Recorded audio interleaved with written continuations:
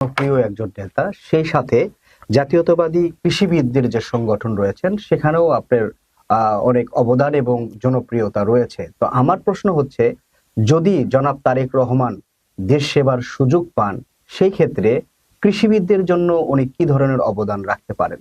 দেখেন, বিএনপির ভারপ্রাপ্ত চেয়ারম্যান জনাব তারেক রহমানের বাংলাদেশের প্রত্যেকটি সেক্টরে তার স্পেসিফিক প্ল্যান আছে। জিয়াউর রহমান বাংলাদেশে প্রথম ইন্ডাস্ট্রি এক্সপোর্ট আরম্ভ করেছিলেন। বাংলাদেশে দুটি এক্সপোর্ট ইন্ডাস্ট্রি আছে, একটি হলো গার্মেন্টস ইন্ডাস্ট্রি আর একটি হলো জনশক্তি রপ্তানি। তো হলো থার্ড এক্সপোর্ট জোন কিন্তু বাংলাদেশে নেই। তো আগামী দিনে বাংলাদেশের মানুষ যদি জনাব তারেক রহমানের নেতৃত্বে জাতীয়বাদী দলকে ভোট দেয় এবং তারা যদি ক্ষমতায় আসে, তো জনাব তারেক রহমানের থার্ড জোন হিসাবে কৃষিকে এক্সপোর্ট করার একটি চিন্তা ভাবনা আসে। এবং কিভাবে সেটা হলো আমাদের যে ইনফরমাল কৃষক আছে তাদেরকে ফর্মালাইজ করতে হবে এবং ফর্মালাইজ এক্সপোর্ট জোনে তাদেরকে আনতে হবে। এবং আমরা তাদেরকে একটি ফার্মার কার্ড দেওয়ার পরিকল্পনা নিয়েছে জনাব তারেক রহমান। এবং এই ফার্মার কার্ডের মাধ্যমে তাদের কতটুকু জমি আছে, তারা কি পরিমাণ ফসল উৎপাদন করতে পারে এবং তারা কি পরিমাণ জমিতে কি কি ধরনের ফসল উৎপাদন করতে পারে, এটা একটা ইকোসিস্টেম করে ডাটাবেস করতে হবে। এবং একটি জমিতে যদি একটি ফসল হয়, সে জায়গাতে কিভাবে দুটি ফসল করা যায়, কিভাবে তিনটি ফসল করা যায়, এইটা তাকে লজিস্টিক সাপোর্ট দিতে চায় রাষ্ট্র। এবং আমরা দেখেন যে আমাদের পার্শ্ববর্তী রাষ্ট্র ভারত, তারা হালাল উপায়ে গরুর মাংস রপ্তানি করে পৃথিবীতে তাদের অবস্থান শীর্ষে নিয়ে গেছে। পৃথিবীতে যে 100% মধ্যে 61% যে মাংস রপ্তানি হয়, তার মধ্যে অস্ট্রেলিয়া, ব্রাজিল, যুক্তরাজ্য, ভারত কিন্তু এই 25 সালে এই মাংস রপ্তানিতে সর্বশীর্ষে আছে। তা আমরা কেন পারবো না? বাংলাদেশের মানুষ কেন পারবে না?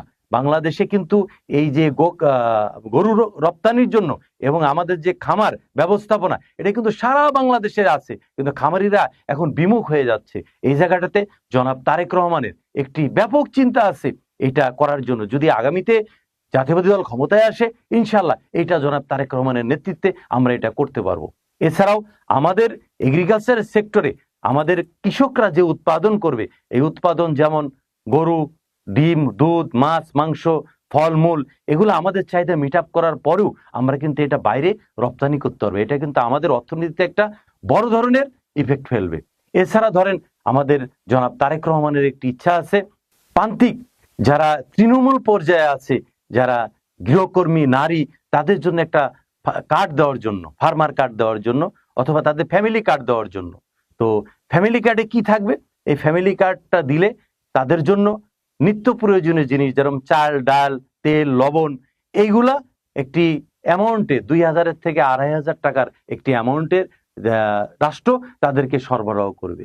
এছাড়াও আমাদের দেখেন, আমাদের কিছু কিছু সময়, ম্যাক্সিমাম সময়ই আমাদের যে কৃষকরা যে পণ্য উৎপাদন করে, এই উৎপাদিত পণ্যের কিন্তু দামের ভেরিয়েশন হয়।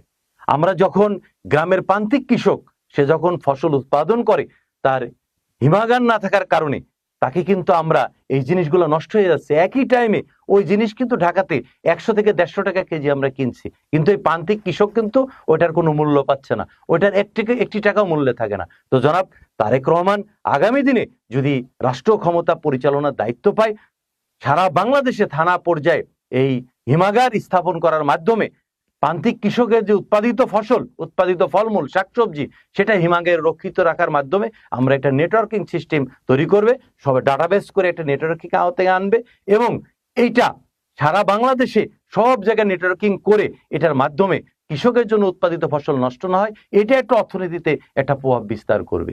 আমি মনে করি আগামী দিনে এটা যদি তারেক রহমান করতে পারে, তাহলে এগ্রিকালচার সেক্টরে একটি ব্যাপক উন্নয়ন হবে। কৃষি সেক্টরে আরো কিছু কিছু প্রবলেম আছে, এই প্রবলেমগুলো যদি জনাব তারেক রহমান তিনি নিজে ব্যক্তিগতভাবে উদ্যোগ নিয়ে এগুলা করতে চায়, তাহলে কিন্তু আমাদের বেকার সমস্যাও সমাধান হবে।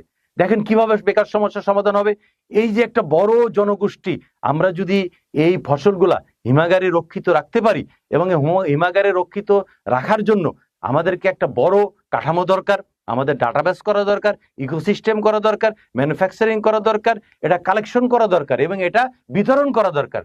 এটা করার জন্য আমাদের কিন্তু একটা বড় জনসংখ্যা লাগবে। আমাদের যে একটা বেকার সমস্যা আছে, এই বেকার সমস্যা কিন্তু এখান থেকে সমাধান হবে। তা আমি মনে করি আগামী দিনে জনাব তারেক রহমান যদি রাষ্ট্রীয় ক্ষমতার দায়িত্ব পায়, কৃষকদের জন্য আপনার সাবসিডি দেওয়া হবে এবং কৃষকদেরকে ইন্স্যুরেন্সের আওতায় আনা হবে। এই কারণে আমি বাংলাদেশের রাষ্ট্রীয় ক্ষমতায় যদি জনাব তারেক রহমানকে সুযোগ দেওয়া হয়, তাহলে কৃষিতে একটা বিরাট বিপ্লব হবে ইনশাআল্লাহ।